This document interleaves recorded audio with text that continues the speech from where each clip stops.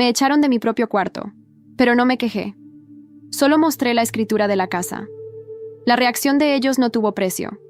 El día que recibí una oferta de trabajo, Cynthia, la esposa de mi primo, anunció que estaba embarazada. Justo en medio de la celebración familiar, Cynthia soltó de repente: ahora que Sierra consiguió trabajo y yo estoy embarazada, se va a poner complicado seguir viviendo juntas cuando nazca el bebé. Creo que Sierra debería mudarse, dijo con una expresión fría. Ya consiguió empleo, y ahora que estoy esperando un bebé, va a ser difícil cuando nazca. La sala se quedó en silencio al instante, y las caras del tío Marcos y la tía Lucía se pusieron súper incómodas. Cynthia, que por lo general era callada, nunca me había hablado con un tono tan helado. Siempre pensé que ella era buena onda, así que respondí con amabilidad: no tiene por qué ser un problema. Yo no soy hombre, y cuando nazca el bebé, incluso puedo ayudarte a cuidarlo. No va a haber espacio para todos. ¿Cómo así?, dije, tratando de ser comprensiva. Podemos arreglar el ático y dejar todo listo para tu familia. Espacio va a sobrar. La casa era grande, un dúplex con varios cuartos en cada piso. Llevábamos años viviendo cómodamente en el segundo piso. Cynthia me lanzó una mirada extraña. La tía Lucía intervino, intentando calmar las aguas. Cynthia, no te preocupes. Vamos a asegurarnos de que ni tú ni el bebé pasen incomodidades. Pero Cynthia aún no había terminado. Cuando nazca el bebé, voy a estar en cuarentena, no me voy a poder mover bien, ni vestir sola. No es correcto tener una extraña en la casa. De repente, cambió su tono. Sierra, no es que quiera obligarte a irte, pero ya llevas tantos años viviendo aquí. ¿No crees que ya es hora de tener tu propio espacio? Viendo que mi expresión cambiaba, Cynthia siguió. Tus papás murieron cuando aún estabas en la universidad y en el posgrado. Mis suegros te mantuvieron todo ese tiempo. Hoy en día, toda mujer joven es independiente, ¿no? Ya es hora de que te dé vergüenza y vivas sola. Miré al tío Marcos y a la tía Lucía. El tío Marcos, que había estado callado todo el tiempo, golpeó la mesa con fuerza y gritó: ¡Basta, Cynthia! ¡Te pasaste de la raya! Jason, lleva a tu esposa al cuarto ya. Jason, mi primo, corrió a defender a su esposa. Papá, Cynthia está embarazada. ¿Por qué le gritas así? Y además, no está equivocada. El tío Marcos perdió la paciencia del todo. Golpeó su vaso sobre la mesa y le gritó a Jason: Entonces te puedes ir con ella. Cynthia no se equivocaba en una cosa. Mis padres murieron cuando yo era joven. Mi papá, Esteban, era dueño de una empresa, y mi mamá, Mariana, era arquitecta. Hace 7 años, los dos tuvieron un accidente automovilístico y entraron en coma. En esa época, yo estaba por hacer el examen de ingreso a la universidad, dividida entre los estudios y el hospital. Hubo un momento en que pensé en contratar una enfermera. Cuando el tío Marcos se enteró, vino a hablar conmigo. Sierra, no tienes que contratar a nadie.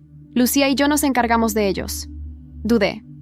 Mi tío siempre había sido bueno conmigo, pero cuidar de una persona en coma ya es difícil. Imagina a 2. No hay problema, me dijo, con los ojos llenos de lágrimas. Son mi hermana y mi cuñado. Nadie los va a cuidar mejor que la familia. Además, doña Marta, que compartía cuarto con mis padres en el hospital, me contó que algunas enfermeras maltrataban a los pacientes. Llagas, abandono. No era raro. Después de pensarlo mucho, acepté, y le pagué al tío Marcos y a la tía Lucía el triple del promedio para que los cuidaran. Y los cuidaron bien. Cada vez que los visitaba, no había mal olor ni suciedad. Cuidaron de mis padres más de 1 año, hasta que los 2 fallecieron. Me fui a estudiar a otra ciudad. Mucha gente me sugirió vender la casa familiar, pero no pude. Esa casa había sido el hogar de mis padres. Cada árbol y cada rincón diseñado por mi mamá. Quería a alguien de confianza para cuidarla mientras yo estaba lejos. Cuando el tío Marcos se enteró, se ofreció, y ellos se mudaron allí y se quedaron por años. Cuando empecé el posgrado, el tío Marcos y la tía Lucía insistieron en que volviera a casa, diciendo que podían ayudarme. Pero después de la escena de hoy con Cynthia, entendí por qué siempre había sido tan distante conmigo. Después de que Jason y Cynthia se fueron, le pregunté al tío Marcos: ¿Ella no sabe lo de la casa? La tía Lucía respondió medio incómoda: Eso fue culpa mía.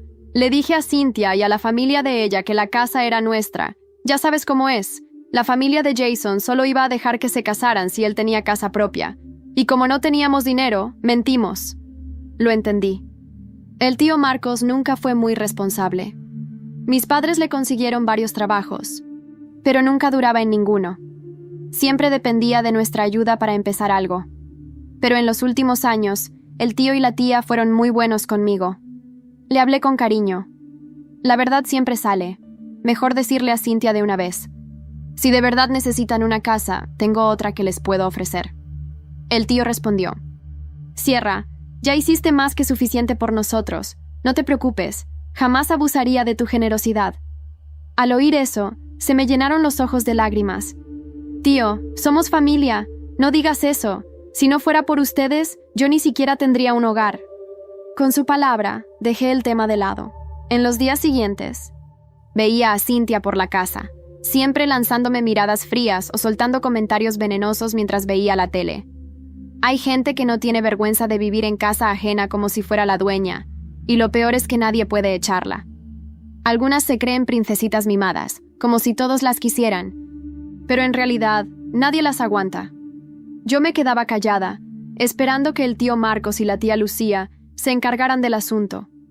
Había empezado el nuevo trabajo y estaba hasta el cuello de pendientes. Siempre me quedaba tarde en la oficina, llegando a casa cuando todos ya dormían. Una noche llegué un poco más temprano, pero ya estaba oscuro. La casa estaba en silencio. Subí despacito, solo queriendo tirarme en la cama. Pero en cuanto me acosté, escuché un grito agudo. ¡Ay! Salté asustada y las luces se encendieron. Ahí estaba Cynthia, en camisón, acostada en mi cama, mirándome con cara de susto. El tío Marcos y la tía Lucía corrieron al cuarto. ¿Qué pasó?, preguntó el tío. Traté de mantener la calma. Cynthia, ¿qué haces en mi cama? Su cara se puso helada. Esta casa es mía, puedo dormir donde quiera. Fruncí el ceño, confundida y molesta. La tía Lucía me sacó del cuarto, tratando de calmar el ambiente. Sierra, se me olvidó avisarte. Cynthia se mudó a tu cuarto. ¿Cuándo?, pregunté. Esta tarde. Dijo que quería aprovechar la luz del sol de la ventana grande. Mi cuarto, que mi madre había diseñado especialmente para mí, tenía una enorme ventana de piso a techo. Cuando salía el sol, se llenaba de luz. En invierno, era el rincón más acogedor de la casa. Me dolió mucho que la pusieran en mi cuarto sin ni siquiera consultarme. La tía Lucía notó mi molestia e intentó suavizar el tono aún más. Sierra, perdón por no pedirte permiso, pero Cynthia está embarazada y sus náuseas matutinas están muy fuertes.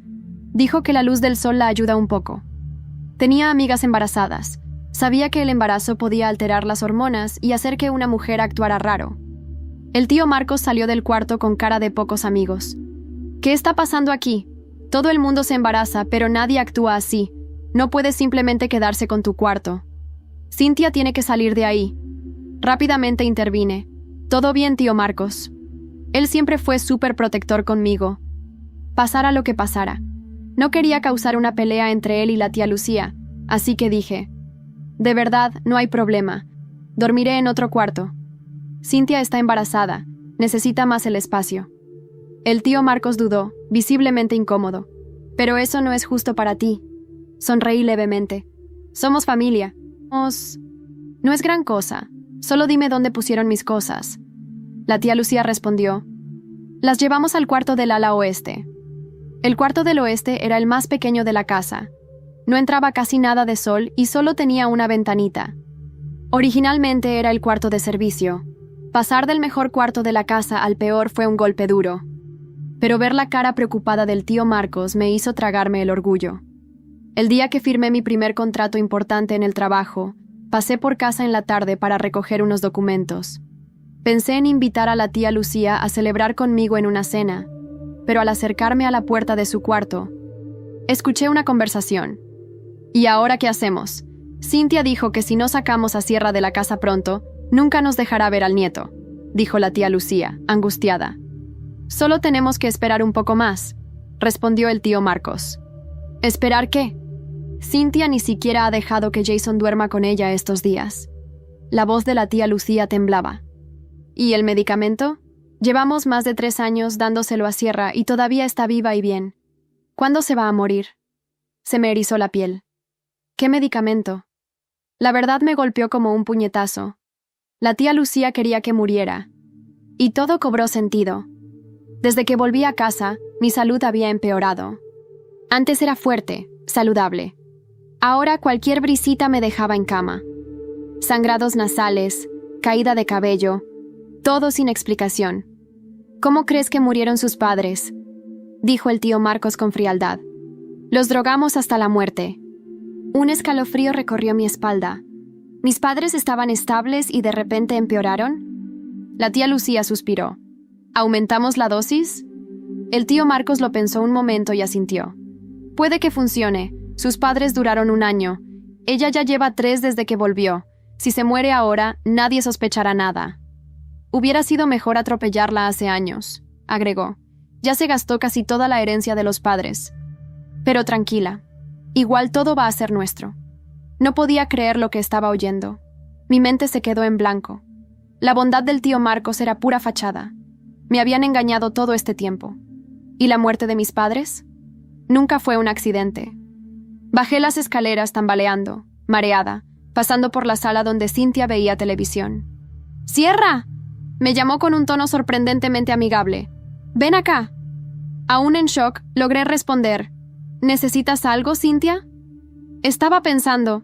Empezó con voz melosa.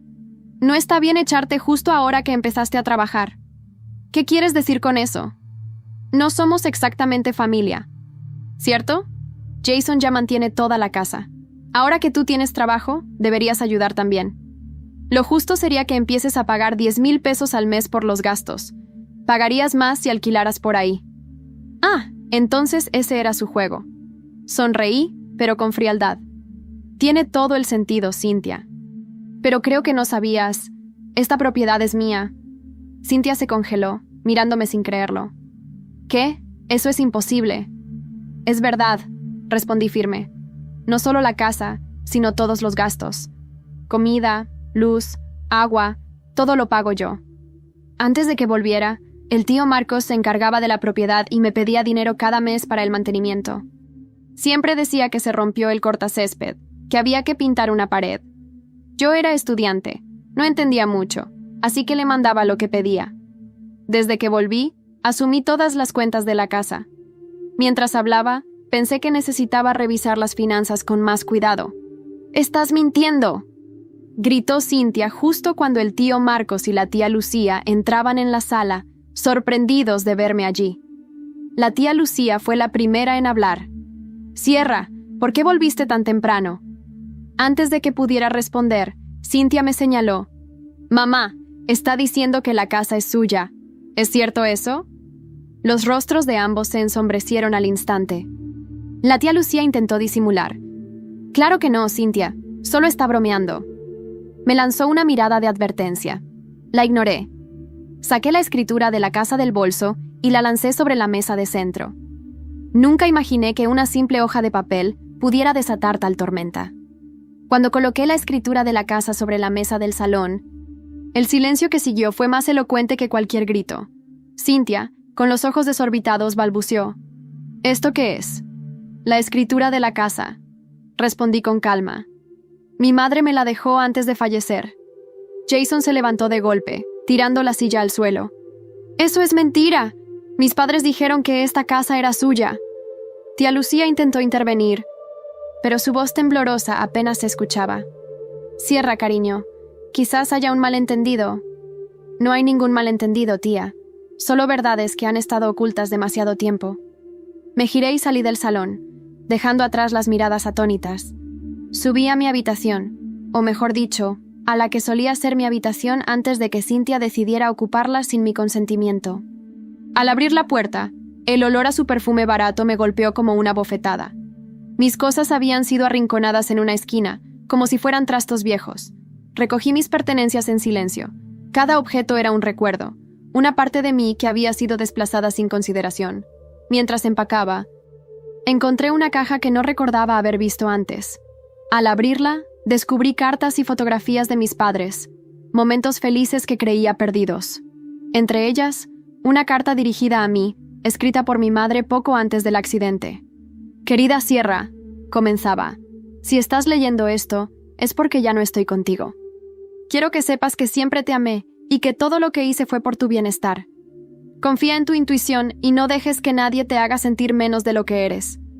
Las lágrimas comenzaron a caer sin control. Mi madre, incluso en la distancia, seguía guiándome. Con renovada determinación, decidí que era hora de tomar el control de mi vida y de mi legado.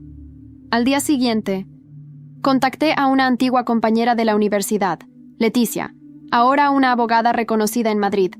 Le expliqué la situación y le mostré la escritura de la casa. «Esto es claro como el agua, Sierra», dijo Leticia después de revisar los documentos. «Esta propiedad es tuya por derecho. Podemos iniciar acciones legales para desalojar a quienes la ocupan ilegalmente. Quiero hacerlo, pero de manera que entiendan el daño que han causado», respondí. «No busco venganza, sino justicia». Leticia asintió, comprendiendo mi postura. Esa noche, mientras cenaba sola en una pequeña taberna del barrio, reflexioné sobre todo lo ocurrido. Mis tíos, que una vez fueron mi familia, habían traicionado mi confianza. Cynthia, con su actitud arrogante, había menospreciado mi dolor y mi historia, pero ya no permitiría que me pisotearan.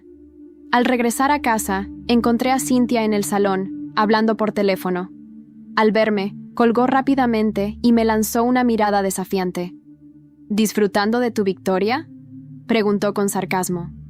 «No se trata de ganar o perder, Cynthia. Se trata de respeto y de justicia». Ella bufó y se marchó sin decir más. Subí a mi habitación, decidida a seguir adelante con el plan. Sabía que el camino no sería fácil, pero con el apoyo de Leticia y la memoria de mis padres como guía, estaba lista para enfrentar cualquier obstáculo.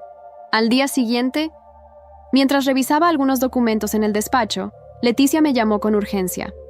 «Sierra, he encontrado algo más en los registros. Tu madre tenía una cuenta bancaria secreta con una suma considerable de dinero. Y hay movimientos recientes que indican que alguien ha estado retirando fondos».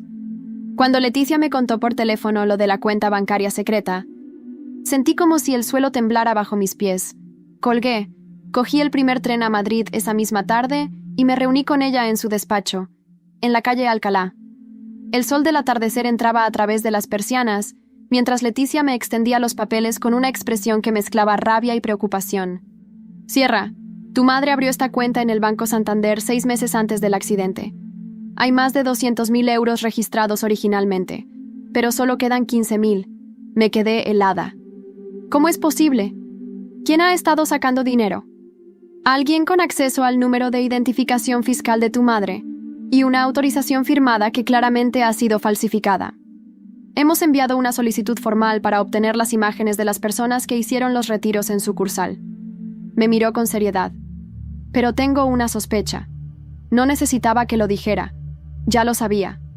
«¿Marcos?», pregunté, la voz apenas un susurro. Leticia asintió. «Todo apunta a él». Sentí un ardor en el pecho. No era solo por el dinero. Era el simbolismo, la traición silenciosa que se escondía detrás de cada retiro. Eran los ahorros de mi madre, su precaución, su amor por mí, guardado en cifras. ¿Puedo presentar cargos? Sí, y lo haremos, pero antes. Leticia se inclinó hacia mí. Quiero que estés preparada para lo que venga. Esto va a remover muchas cosas, no solo en tu familia, sino también en ti. Asentí en silencio. Dentro de mí, algo se quebró. Ya no era la joven sumisa que aceptaba vivir en el cuarto más oscuro de su propia casa. No. Ahora era la heredera legítima de un legado que habían intentado borrar. Cuando volví a Toledo, entré en casa sin hacer ruido. Era tarde. Subí al segundo piso, pero algo me detuvo. Luces encendidas en la cocina, voces bajas. Me acerqué. «Ella sospecha algo», decía Cynthia. «Está demasiado tranquila». «No puede hacer nada sin pruebas», respondió Jason.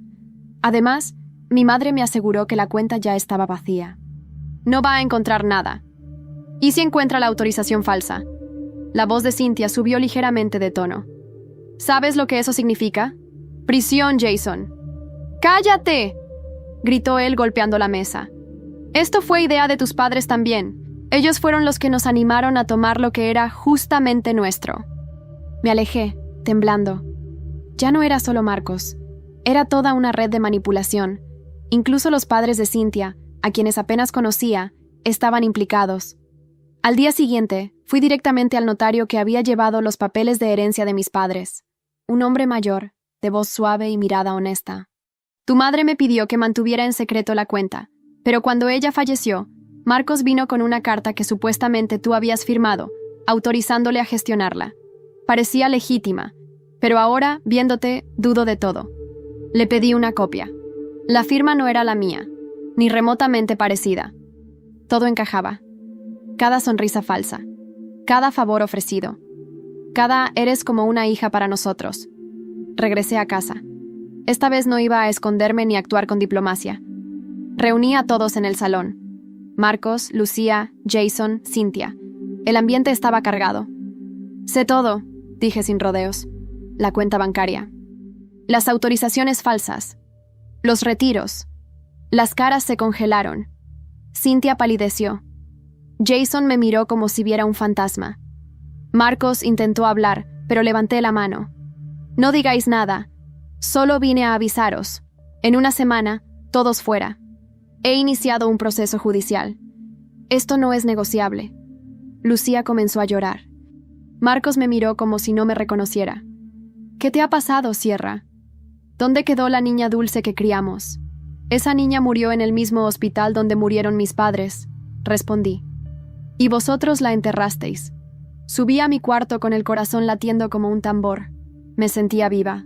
Por primera vez, verdaderamente viva. Me senté frente al ordenador, dispuesta a revisar mis finanzas, cuando encontré un correo electrónico sin abrir. Era de una tal Elena García Ortega.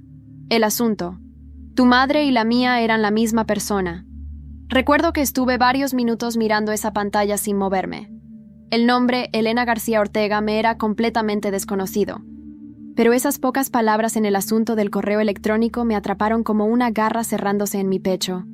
Tu madre y la mía eran la misma persona. Con el corazón en un puño, abrí el mensaje. Decía: Hola Sierra, sé que esto será una sorpresa. A mí también me costó creerlo cuando encontré las cartas. Mi madre, bueno, la mujer que creí que era mi madre, falleció hace 2 meses. En sus cosas encontré una caja con documentos y fotografías. Hay cartas escritas por Mariana, tu madre, y una en particular, fechada en 1992, donde le explica por qué no puede quedarse con la niña que está por nacer. Esa niña soy yo.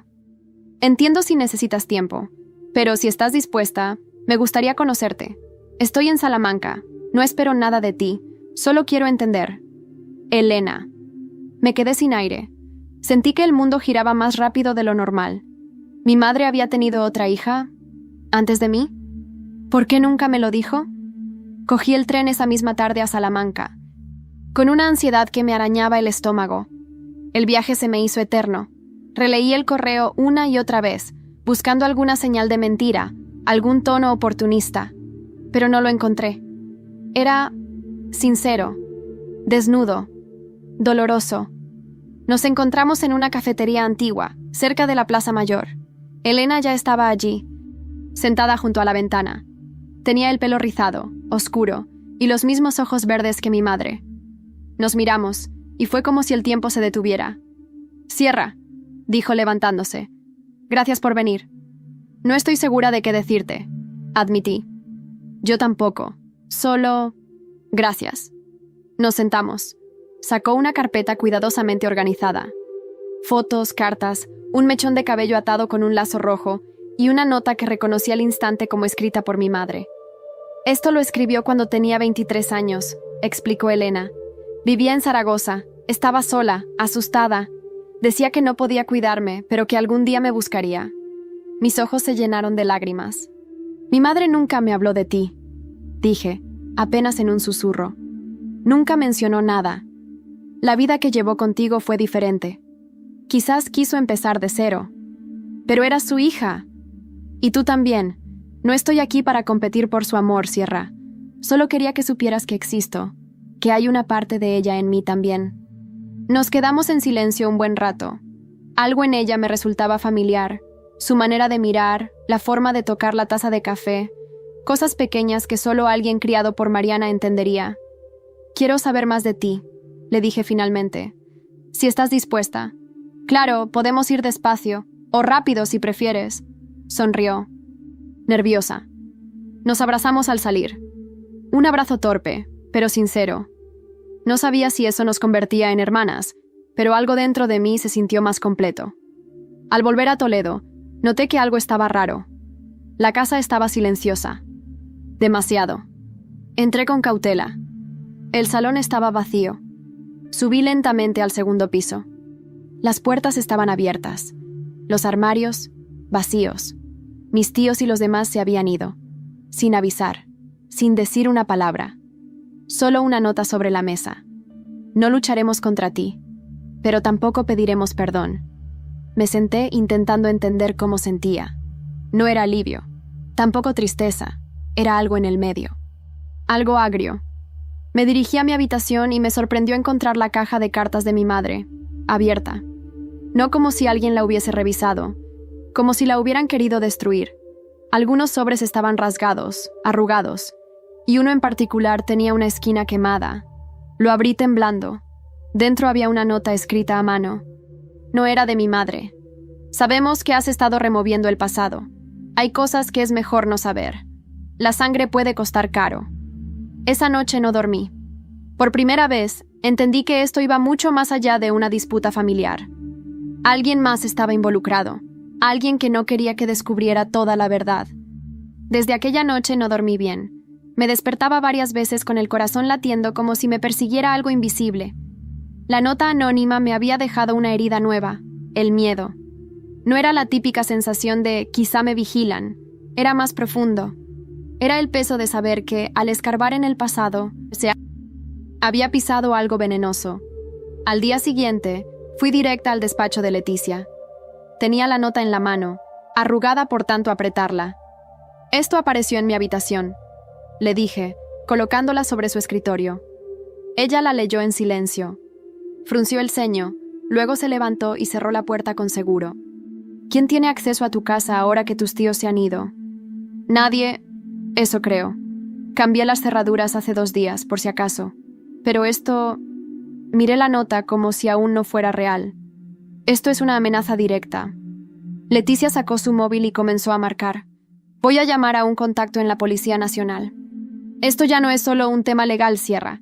Alguien se siente amenazado por lo que has encontrado. Y si están dispuestos a intimidarte, hay que actuar antes de que den un paso más. Mientras esperábamos que llegara el inspector, me quedé sola en el despacho. Mis pensamientos volvían una y otra vez a Elena. ¿Y si todo estaba conectado? ¿Y si el abandono de mi madre a Elena no fue voluntario, sino forzado por algo o por alguien? La llegada del inspector me sacó del laberinto mental. Se llamaba Mateo Salgado, un hombre de mirada seria pero voz pausada. Le mostré la nota y le conté lo esencial. Omití algunas cosas. Aún no sabía en quién confiar. ¿Recibiste alguna otra amenaza antes? ¿Algo similar? No, respondí. Solo esta. Pero también descubrí que la cuenta de mi madre fue vaciada ilegalmente. Y ahora resulta que mi madre pudo haber tenido otra hija, antes que yo. Todo esto se ha vuelto una red de mentiras. Mateo asintió lentamente, anotando en una libreta. ¿Hay alguien que crea que pueda salir perjudicado si descubres más sobre tu pasado? Sí, dije sin dudar. Mis tíos, y la familia de Cynthia. Pero hay algo más, alguien más. Le entregué la carta parcialmente quemada, la que casi destruyeron. Él la observó con detenimiento, con guantes y todo. Esto no lo hace alguien sin experiencia. El corte, la forma del quemado. Alguien intentó eliminar esto sin llamar demasiado la atención. ¿Qué puede significar eso? Que estás molestando a gente que no quiere ser descubierta. Cuando salí del despacho de Leticia, el aire de Madrid me pareció más denso, como si cada mirada en la calle ocultara algo. Tomé el tren de vuelta a Toledo con la sensación de que alguien me seguía. Esa misma noche, Elena me llamó. Su voz estaba temblorosa. Sierra, tengo que contarte algo. ¿Qué ha pasado? Una mujer vino hoy a casa. No se presentó ni dijo quién era. ¿Quién? Solo dejó una caja. Dijo que era una parte de la verdad, y se fue. ¿La abriste? Sí. Hay documentos, fotografías, y una carta con el membrete de una clínica, de hace casi 30 años.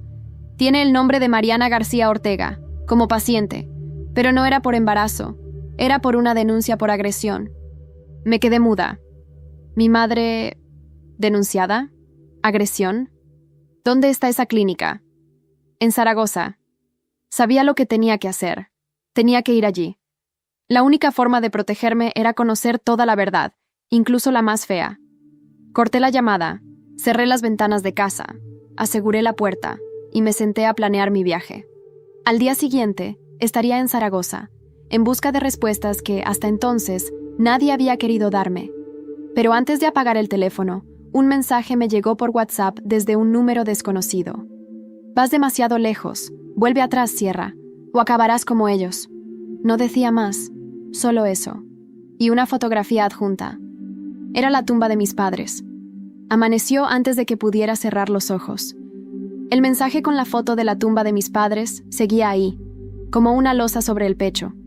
No lo borré. Ni siquiera lo reenvié a Leticia. No quería compartirlo.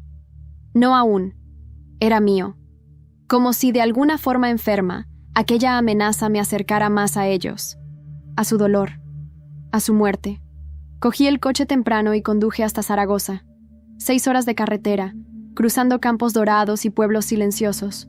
Llevaba los dedos entumecidos por aferrar el volante y la mandíbula tensa por morderme el pensamiento una y otra vez. ¿Qué pasó realmente con mi madre antes de que yo naciera? Llegué a la ciudad al atardecer. Me alojé en una pensión pequeña, cerca del centro, con olor a madera vieja y café quemado. No podía dormir, ni leer, solo mirar el techo, sintiendo que todo lo que creía saber estaba a punto de ser desmantelado. Al día siguiente fui a la clínica. La fachada era moderna, pero en la recepción aún conservaban un archivo físico en el sótano. Tuve que esperar casi 2 horas para que la jefa de archivo, una mujer llamada Adela, encontrara la carpeta. Me miró como si tuviera un secreto entre manos. No puedo mostrarte esto oficialmente, ¿vale? Pero si te dejo sola con la carpeta 5 minutos... No he visto nada. Le agradecí con una sonrisa nerviosa. Cuando abrió la carpeta, sentí que el corazón se me salía por la garganta. Nombre: Mariana García Ortega. Fecha de ingreso: 14 de septiembre de 1992. Motivo: lesión ocular y contusiones en costillas. Paciente declara agresión por parte de su pareja. Esteban Martín Castaño. Esteban. Mi padre. No, susurré. Las hojas se movían entre mis dedos como cuchillas. El informe detallaba una pelea violenta. Mariana llegó sola. Estaba embarazada de 2 meses. Decía tener miedo por su vida. Declaró que era la segunda vez que ocurría algo así. No quiso presentar denuncia oficial. Se fue por voluntad propia a las 48 horas. Un nudo se formó en mi garganta. Aquello no tenía sentido. Mi padre siempre fue cariñoso. Firme, sí. Pero jamás lo imaginé levantando la mano. La carpeta tenía una nota más, escrita a mano por un médico. Paciente en situación de vulnerabilidad. Posible conflicto emocional. Sospecho que oculta información para proteger a alguien. Me quedé allí sentada, sin saber cómo respirar. ¿Y si no todo era blanco o negro? ¿Y si las heridas de mi madre no fueron solo físicas, sino mentales, generacionales? Salí de la clínica con la carpeta bajo el abrigo. No podía dejarla allí. Tenía que mostrarle aquello a Elena. Quizá entre las dos pudiéramos entender mejor. Esa misma noche nos encontramos en mitad del camino, en un hotel rural de Soria. Era un sitio tranquilo, donde nadie nos reconocería. Elena se sentó en el borde de la cama con los ojos fijos en los papeles que yo acababa de entregar. Entonces, ¿crees que nuestro padre fue...? No lo sé. La interrumpí. No estoy segura de nada, pero esto cambia todo. Elena cerró la carpeta con cuidado. Me miró fijamente. Sierra, hay algo más que no te he contado. Cuando esa mujer me entregó la caja, también dijo un nombre. Dijo que tenía que encontrar a una mujer en Bilbao. Se llama Emilia Ríos. ¿Quién es? No lo sé exactamente, pero la mujer dijo: ella estuvo con Mariana hasta el final, y también sabe lo de Marcos. Me quedé inmóvil. ¿Qué podía saber alguien en Bilbao sobre mi madre y sobre mi tío? Al día siguiente, de camino a Toledo, Llamé a Leticia para contarle todo. Cuando le mencioné el nombre de Emilia Ríos, guardó silencio al otro lado de la línea. ¿Leti? Conozco ese nombre, dijo finalmente. Emilia fue la enfermera principal de tus padres cuando estaban en coma. Frené el coche de golpe en medio del arcén. ¿Qué? Sí, me lo mencionaste hace años, cuando hablábamos de la clínica donde estuvieron. ¿Nunca supiste que ella desapareció repentinamente después de la muerte de tus padres? ¿Desapareció? Sí. Dejó el trabajo sin dejar rastro. Nadie volvió a saber de ella. El silencio se apoderó del coche. Mi mente solo podía pensar en una cosa. Si Emilia sabía algo sobre Marcos, ¿sería ella quien dejó la nota en mi habitación? No podía esperar más. Iba a ir a Bilbao. Iba a encontrarla. Pero justo cuando colgué con Leticia, recibí otro mensaje. Era un vídeo. Lo abrí con el pulso acelerado. Era una grabación de seguridad, captada desde una cámara en el interior de mi casa. En la imagen se veía a Marcos, con guantes, entrando en mi habitación y rebuscando entre mis cosas. Ver a Marcos en ese vídeo fue como recibir una bofetada en plena cara. No podía dejar de mirar la pantalla. Su silueta reconocible, sus movimientos rápidos pero nerviosos, la forma en que abría mis cajones, los armarios, incluso mi diario. Como si buscara algo. Y lo peor fue que no parecía ni sorprendido, ni avergonzado. Era como si sintiera que tenía derecho a hacerlo. Como si aún creyera que esa casa, mi casa, le pertenecía de alguna forma. Se me revolvieron las tripas. Envié el vídeo directamente a Leticia. Esto es allanamiento, ¿verdad? Y robo si falta algo. Vamos a usar esto, Sierra. Esta vez no solo los vamos a sacar por la vía legal, los vamos a enterrar socialmente. Colgué con ella y fui directa a la comisaría. Hice la denuncia con el vídeo. Expliqué todo el contexto, desde las amenazas hasta los antecedentes con la cuenta bancaria. El inspector Salgado me miró serio, esta vez sin anotar nada. Te estás metiendo con algo muy feo, Sierra, y creo que apenas has arañado la superficie. ¿Qué quieres decir? Recibimos una llamada anónima esta mañana, sobre ti. ¿Sobre mí? Sí. Decían que eras peligrosa, que estabas desequilibrada, que estabas acosando a tus tíos y que quizá necesitabas ayuda psiquiátrica. Quieren descreditarte, Sierra. Se me secó la garganta. ¿Van a hacer algo? No, claro que no. Sabemos diferenciar una llamada malintencionada, pero que estén tratando de invertir la narrativa te dice todo lo que necesitas saber. Esto no va a ser solo una batalla legal, es personal, y están desesperados. Volví a casa con una mezcla de rabia y resolución en el pecho. Ya no iba a contenerme. Esa noche redacté una carta formal con ayuda de Leticia, solicitando la apertura de una investigación judicial sobre el patrimonio de Marcos y Lucía durante los últimos 10 años. Tenía derecho a hacerlo, como parte interesada de la herencia de mis padres, y tenía pruebas suficientes para sospechar de malversación, fraude y falsificación documental. Al día siguiente, me reuní con Elena en Madrid. Quería contarle todo. Ya no podía ocultarle nada. Cuando le mostré el vídeo, apretó los labios y miró al suelo. Hay una parte de mí que quiere llorar, y otra que quiere gritar. «Bienvenida a mi mundo», le dije. «¿Y la mujer de Bilbao?», preguntó. «¿Emilia?» «Ya lo tengo todo preparado. Salgo mañana a primera hora. Quiero ir contigo». La miré sorprendida. «¿Estás segura?» «Sí. Si mi madre y la tuya eran la misma persona, entonces todo esto me toca tanto como a ti. No quiero seguir viendo esto como una espectadora». Sonreí. Por primera vez me sentí acompañada de verdad. No estaba sola en esta guerra. Tenía una hermana, una aliada, alguien que había sufrido otra cara del mismo abandono. Esa noche, mientras cenábamos en el pequeño apartamento que alquilé para estar más segura, recibí otro correo anónimo. Esta vez, no había amenazas, solo una imagen. Era una fotografía en blanco y negro, antigua.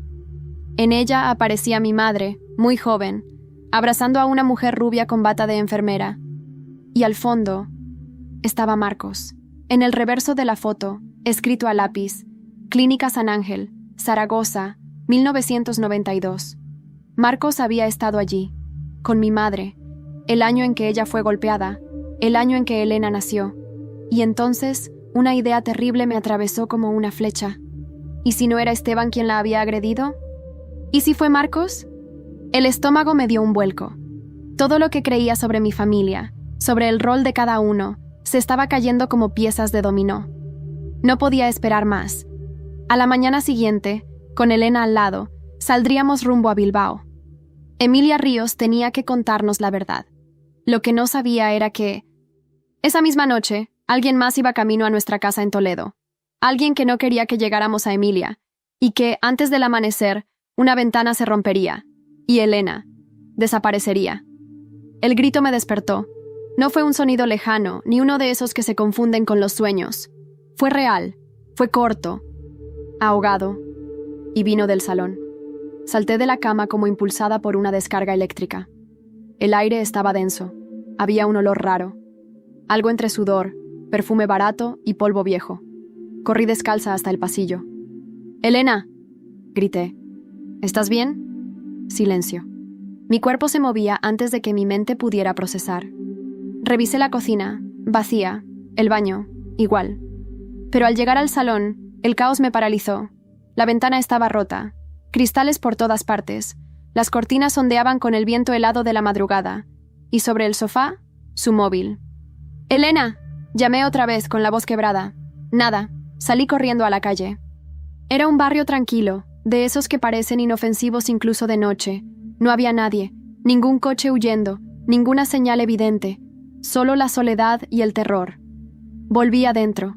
Cerré la puerta, temblando, sintiendo el corazón desbocado. Llamé a la policía, después a Leticia, luego al inspector Salgado. «¿Dónde estás?», preguntó él. «En Toledo, en la casa nueva». «No te muevas, vamos para allá, no hagas nada sola». Pero ya era tarde para eso. Encontré una nota tirada en el suelo del salón, escrita con un marcador negro, letras grandes y torcidas. «Advertimos, no te metas más». Las manos me temblaban tanto que apenas podía sujetarla. ¿Por qué Elena? ¿Por qué no a mí? ¿O era precisamente por eso? La policía llegó en menos de media hora. Revisaron todo. Tomaron huellas. Me hicieron preguntas que no podía responder. ¿Tenía enemigos? ¿Alguien sabía que Elena estaba allí? ¿Había cámaras? Tenía una cámara interna conectada al móvil, dije de pronto. En la entrada. En teoría debe haber grabado todo. Fui directa al portátil. El archivo estaba ahí. Grabación de la 1:38 a la 1:44 de la madrugada. Le di al play. En la imagen se veía claramente cómo dos figuras encapuchadas rompían el cristal desde fuera, entraban, y segundos después se veían arrastrando a Elena hacia la ventana. Ella forcejeaba, gritaba algo que no se entendía. Uno de ellos le cubría la boca. El otro alzó la cabeza brevemente. Marcos. Su silueta era inconfundible. Su manera de caminar, la línea de la mandíbula, incluso su chaqueta de siempre. Los agentes no podían creerlo. Salgado apretó los dientes. «Esto ya no es una simple denuncia. Cierra. Esto es secuestro. Y tentativa de homicidio». Me senté en el suelo. Todo giraba. Sentía como si me hubieran arrancado el alma por dentro. «No puedo perderla», murmuré. «La encontraremos. Pero tienes que ser fuerte. Y sobre todo, tienes que seguir fingiendo que no sabes nada más. Si sospechan que los tenemos identificados, ¿podrían matarla?». Salgado no respondió. Esa noche no dormí. Revisé todas las grabaciones una y otra vez. Imaginaba los peores escenarios. Recordaba la risa de Elena, su voz cuando hablaba de mamá, su manera de mirar las cosas como si aún creyera que podían arreglarse. A las 6 de la mañana, Leticia me llamó. «Cierra. Hay algo más». «¿Qué?». «He estado revisando archivos antiguos de la clínica de tus padres. Emilia Ríos no solo fue enfermera, fue también testigo en una investigación interna por negligencia». «¿Negligencia?». «Sí. Según un informe confidencial, se sospechaba que uno de los pacientes fue empeorado deliberadamente por parte del personal que lo cuidaba. Emilia firmó ese documento. Mi mente corrió a 1000 por hora. ¿Y qué pasó con la investigación? Fue cerrada, por falta de pruebas. ¿Adivinas quién la archivó? No. Sí. Marcos. Él trabajaba entonces en el ayuntamiento. Tenía influencias. Aplastó la denuncia. Todo encajaba. Mi madre siendo drogada. Mi padre muriendo repentinamente. Emilia desapareciendo. Y ahora Elena secuestrada. Me levanté, me vestí con la misma ropa del día anterior y salí de casa. No dije a dónde iba, ni siquiera a Leticia. Si Marcos pensaba que podía llevarse todo, estaba equivocado, porque ahora no buscaba justicia. Buscaba venganza, y sabía exactamente por dónde empezar. No fui directamente a por Marcos. No. Lo primero que hice fue ir a ver a su madre. La encontré en una residencia de ancianos a las afueras de Talavera. Una mujer de 80 y tantos años, con la espalda encorvada pero la mirada más viva que cualquier joven. La había visto pocas veces en mi infancia. Siempre decían que era rara, que hablaba demasiado. Ahora entendía por qué la mantenían al margen. «Sierra», dijo cuando me vio. «Ay, hija mía, no sabes cuánto he rezado para que volvieras». «¿Volver? ¿De dónde?» «De la mentira en la que te metieron. Siéntate. Sé por qué estás aquí». Me senté sin decir una palabra. Tenía las manos sudorosas. Aquella mujer parecía saberlo todo. Marcos es como su padre, un lobo disfrazado de cordero. Siempre lo fue. Tu madre lo sabía. Por eso le temía. ¿La agredió? Sí. Y no solo una vez. Cuando estaba embarazada de la otra niña, la que diste con el nombre de Elena. ¿Verdad? La obligó a firmar la cesión. Le dijo que si no lo hacía, acabaría con Esteban. Sentí el estómago encogerse. ¿Y por qué no dijo nada? Por ti, por protegerte. Pensaba que si enfrentaba a Marcos públicamente, vendría contra ti después. Cerré los ojos. Aquella versión de mi madre, tan fuerte y tan vulnerable al mismo tiempo, me partía en dos. ¿Dónde está Elena?, pregunté desesperada. No lo sé, pero Marcos no se deshará de ella. Aún no. Sabe que es tu punto débil. Entonces lo voy a destruir. Uno por uno. La anciana me miró, no con miedo, sino con una aprobación que no esperaba. No hagas ruido, me dijo. Hazlo como él lo hace. En silencio, con elegancia, pero letal. Salí de allí con el corazón palpitando como un tambor de guerra. Llamé a Leticia. Le pedí que me ayudara a organizar una reunión familiar en la casa. ¿Estás segura?, preguntó. Más que nunca. 3 días después, la mesa del comedor estaba puesta como en los viejos tiempos. Todo limpio, cuidado, con velas encendidas. Había vino, copas, comida de la buena, como si no hubiéramos atravesado el infierno. Llegaron puntuales. Marcos, Lucía, Jason y, para mi sorpresa, Cynthia, aún con barriga de embarazo, altiva como siempre. «¿Qué es esto?», preguntó Jason al entrar. «Una despedida», dije con frialdad. Nos sentamos. Por unos segundos, el silencio era tan espeso que se podía cortar. Antes de empezar, dije, «Hay algo que quiero mostraros». Saqué una tablet. Pulsé play. El vídeo de Marcos entrando en mi habitación apareció en la pantalla. Luego las imágenes del secuestro de Elena. Los rostros se desfiguraron. Lucía se tapó la boca. Jason palideció. Cynthia murmuró un «Esto no puede ser verdad». Marcos se levantó de golpe. «Eso es ilegal, manipulado». «¿Sí? Pues esta copia ya está con la policía. Y con un periodista amigo de Leticia, el mismo que va a publicar mañana una crónica completa de todos los crímenes financieros, amenazas y fraudes que has cometido durante los últimos años». Lo vi encoger los hombros. Por primera vez, lo vi pequeño. «Estáis acabados», dije con una calma que ni yo reconocí. «Y si no me devolvéis a Elena, personalmente haré que paséis el resto de vuestra vida en la cárcel». Marcos me miró, y algo en su expresión cambió. No era arrogancia, era resignación. Está en un chalet en las afueras de Segovia, con un amigo mío. Sana, por ahora. Tomé nota mentalmente. Llamé al inspector Salgado desde el baño. Me juró que se encargarían, y que, esa misma noche, Elena volvería a estar conmigo. Cuando regresé a la sala, todos estaban de pie, a punto de irse. «Una última cosa», dije. «Cynthia». Ella me miró de reojo. «¿Sí? Sé que fuiste tú quien inició el chantaje emocional con Marcos. Sé que convenciste a Jason de firmar como cómplice para acceder a la cuenta de mi madre. Ella quiso decir algo, pero la corté. Te deseo suerte, de verdad. Porque cuando tengas a ese niño, vas a necesitarla más que nunca. No para enfrentarte a mí, sino para mirarte al espejo. Salieron en silencio, como fantasmas. Y yo me senté en la silla, exhalé por primera vez en días, y esperé. Esperé a que el teléfono sonara. A las 3 de la mañana sonó. «Cierra», dijo Salgado al otro lado. «La tenemos. Está bien. Está contigo en 1 hora». Me derrumbé en el suelo. No lloré. Solo me dejé caer. Estábamos vivas. Y ahora era momento de renacer. Cuando vi a Elena cruzar la puerta esa madrugada, no supe si estaba viva o si era una visión.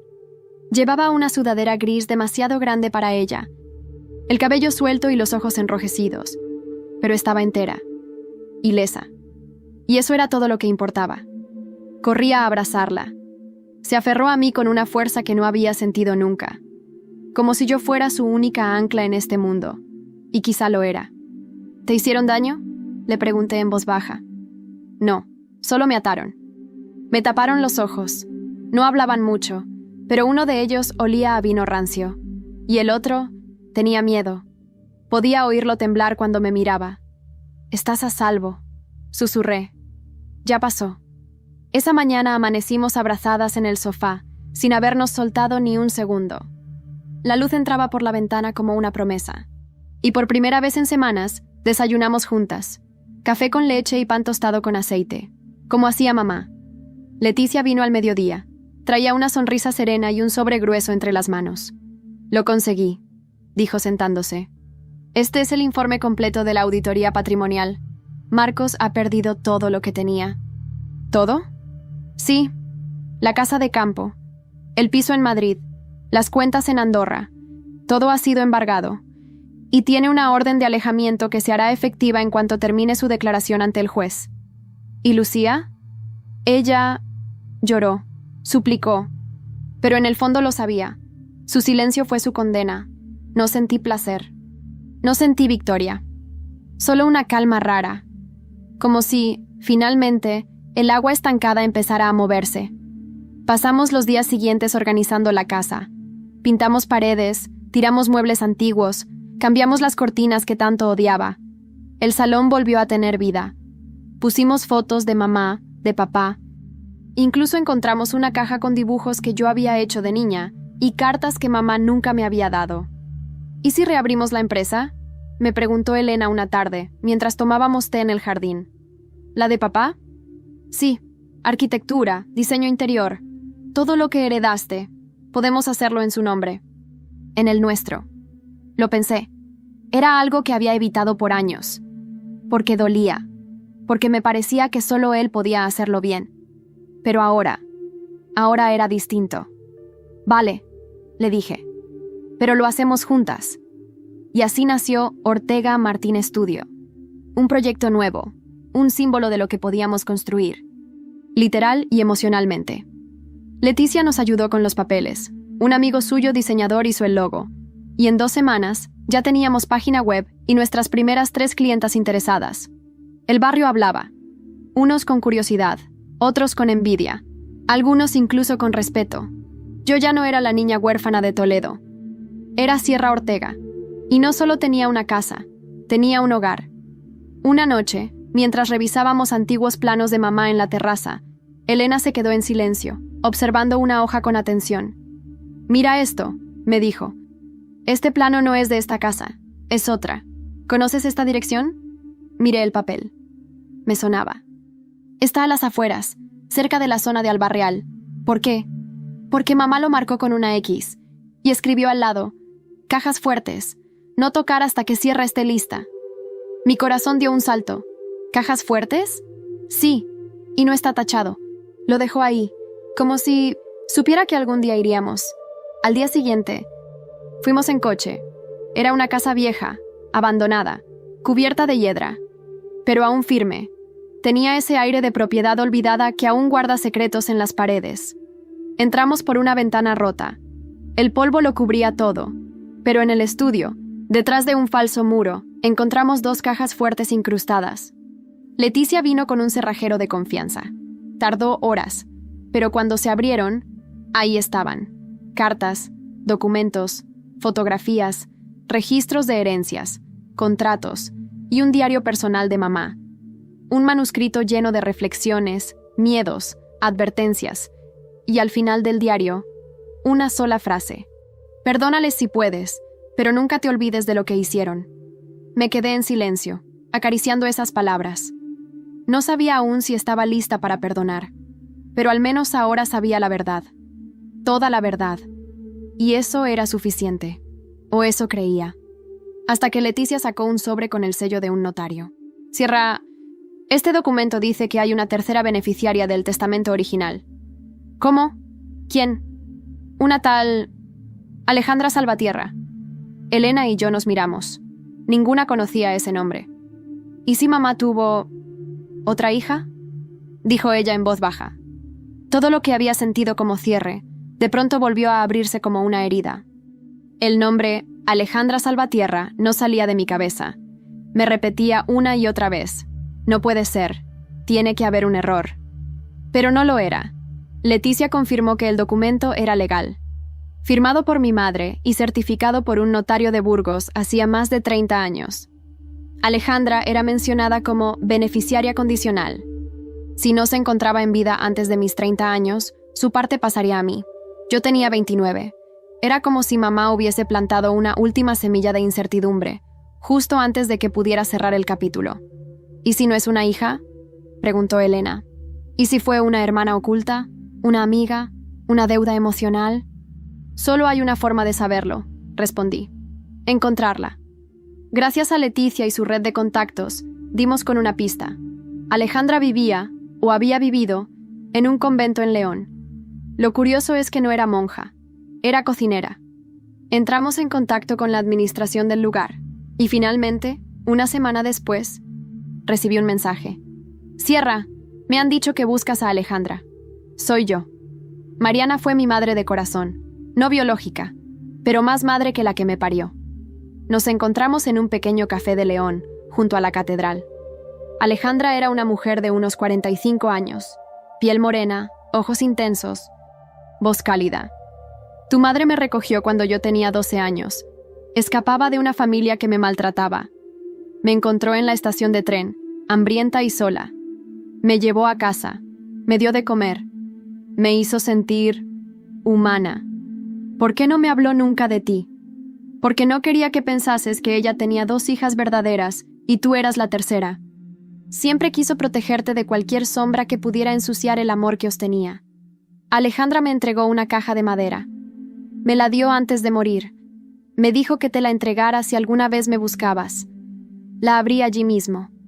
Dentro había un anillo antiguo, el de compromiso de mi abuela, que mamá siempre llevaba puesto. Y una carta. Cierra. Si estás leyendo esto, es porque ya has pasado por más dolor del que jamás imaginé.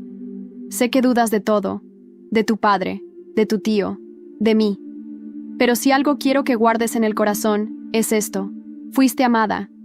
Y nunca estuviste sola. Siempre quise que encontrases tu fuerza. Y si para eso tenías que enfrentar a todos los demonios de esta familia, que así sea. Te amo. Mamá. Lloré. Frente a Alejandra. Frente a los turistas que pasaban. Frente a Elena, que me sujetaba la mano con lágrimas en los ojos. Ya no me importaba nada, porque por fin todo tenía sentido. Regresamos a Toledo con un sentimiento nuevo. Paz. Y una semana después organizamos algo que nunca pensé que haría. Un almuerzo familiar. Invité a Elena, a Alejandra, a Leticia, a Mateo, el inspector, a las 3 mujeres del barrio que nos habían apoyado cuando todo iba mal. Cociné el plato favorito de mamá, paella con conejo, y brindamos en el jardín, por nosotros, por las que sobrevivimos, y sí, por las que ya no están. Marcos fue condenado a 6 años de prisión. Su fortuna fue disuelta y sus bienes repartidos entre los herederos legítimos. Lucía, tras un intento de fuga, fue detenida en Valencia y enfrenta juicio por encubrimiento. Jason desapareció. Pero días después recibí una carta suya desde Lisboa, sin firma, Solo 3 líneas. Lo siento, no tengo cómo reparar lo que hice, pero gracias por no destruirme del todo. Que tu hijo nunca se parezca a mí. Cynthia, ahora madre, fue vista vendiendo bisutería en un mercadillo de Toledo. Nadie quiso contratarla después de que su rostro saliera en los medios como cómplice moral de todo el escándalo. A veces la veo desde lejos, cargando a su bebé, sola. No siento odio, solo lástima. Y yo volví a dormir tranquila. El estudio Ortega Martín crece cada mes. Tenemos proyectos en Madrid, en Granada, incluso una propuesta internacional. Elena y yo trabajamos codo a codo. Alejandra lleva el área de diseño social, ayudando a mujeres vulnerables a reconstruir sus hogares. Somos 3, y cada una lleva un pedazo de mamá en el corazón. La casa sigue en pie, con nuevas cortinas, con nuevas historias, pero las raíces siguen siendo las mismas. A veces, al amanecer, cuando la luz entra por esa enorme ventana del cuarto principal, me siento en la cama, tomo el anillo de mamá y pienso, lo intentaron todo, me subestimaron, me traicionaron, me quisieron destruir. Pero al final, la casa fue mía, la historia fue mía, y yo, Sierra Ortega, me quedé de pie. Mientras ellos se derrumbaron,